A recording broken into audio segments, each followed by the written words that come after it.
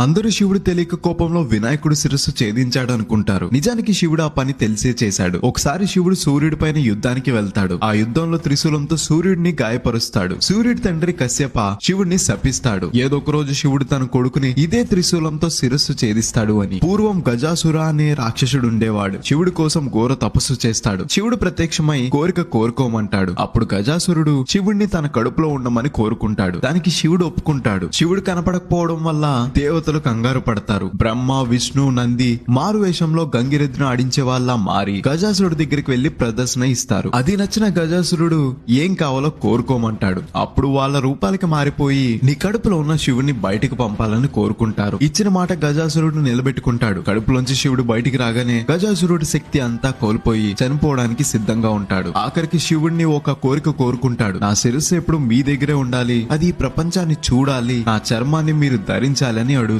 శివుడు గజాసురుడికి మాట ఇస్తాడు. కైలాసంలో పార్వతీదేవి మహావినాయకుడి శక్తిని సున్నిపిండిలోకి పంపి వినాయకుడిని తయారు చేస్తుంది. తర్వాత శివుడిని వినాయకుడు లోపలికి వెళ్లకుండా ఆపుతాడు. శివుడి శాపాన్ని పోగొట్టుకునేందుకు వినాయకుడి శిరస్సు ఛేదిస్తాడు. తర్వాత గజాసురుడికి ఇచ్చిన మాట కోసం ఆ శిరస్సును వినాయకుడికి పెడతాడు. ఇలాంటి మరిన్ని వీడియోస్ కోసం గోదావరి స్టేషన్ ని ఫాలో అవ్వాలి మరి.